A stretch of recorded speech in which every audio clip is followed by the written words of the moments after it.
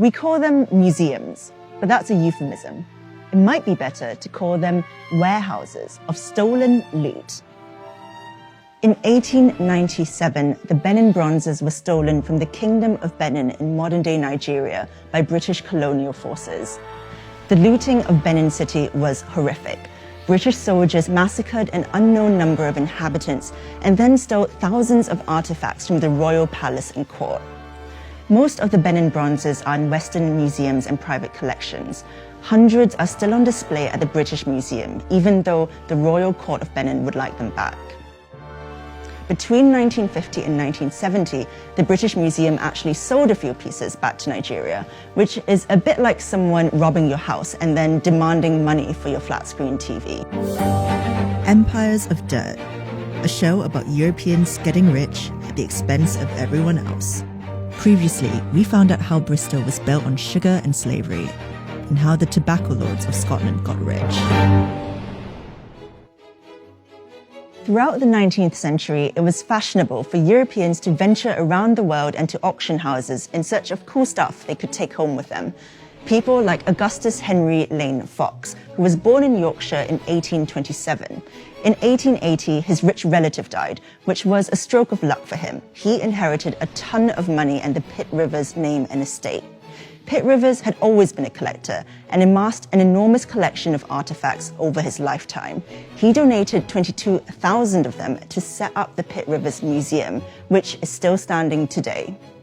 The Pitt Rivers Museum is trying to engage with the problematic history of many of their artifacts. Curators here are working to identify which items should be returned to their countries of origin, and they're trying to decolonize how they present the items that do remain in the collection. One of the most controversial objects are the so-called shrunken heads, also known as Showa sansas. For decades, museums would display shrunken heads as a way of reinforcing racist ideas about the superiority of white people. Visitors would come and gawp at how supposedly barbaric indigenous cultures were, when in reality they had little understanding of the cultural context of the shrunken heads. They came from Ecuador and Peru and were made of human, monkey, or sloth heads. But they weren't war trophies, as many European collectors mistakenly thought. It's believed that one of the reasons they were made was to capture the power of people's souls to increase future harvests. In 2020, the museum decided to pull the shrunken heads from display because it felt like the way they were being presented reinforced negative stereotypes about indigenous communities. They're still trying to figure out if there's a way to exhibit the heads ethically.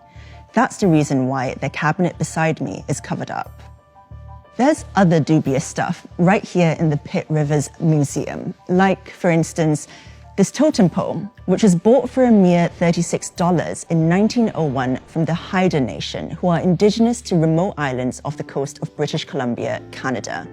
The Haida Nation have lived in the region for at least 6,000 years, but the Christian missionaries visiting their islands in the 19th century thought their possessions were unholy, so they confiscated them to be displayed in European museums. Naga trophy skulls like this one are also part of the museum's collection. When the British sought to colonize India, they also tried to colonize the indigenous Naga people who live along the Indo-Myanmar border.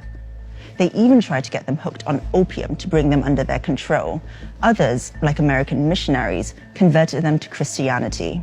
For centuries, Nagas have been stereotyped as headhunters, even though some now think that this was an exaggeration from colonial officers and missionaries, and that the practice was nowhere near as prevalent as thought. But it's still uncomfortable to think of museums hanging on to human remains that were never theirs to begin with. Aside from the questionable ethics of it, there's also the fact that it's part of the heritage of Naga people today, and they should be the ones to decide what to do with their ancestors' remains. If every time you see non-Western artifacts in museums and they're presented in a way that wrongly suggests their owners were bloodthirsty and savage, it conditions the way you view those cultures, both then and now. It reinforces a false narrative of Western imperialism, the idea that Europe was somehow better than the countries they stole from and colonized. But museums around the world are waking up to the fact that taking items from other cultures and holding on to them is a bad look. In 2015, the grandson of a British soldier who looted Benin City returned 2 Benin bronzes to Nigeria and is planning to return 2 more objects. In October 2020, the French Parliament voted to return 26 objects, including a royal throne that was seized from Benin in the 19th century. Museums around Europe are slowly realizing that exhibiting items taken by force hundreds of years ago from other countries is kind of gross. And it's about time. We can't change the past, but we can change how we engage with it in the present. And let's face it, returning something that was never yours is a pretty easy thing to do.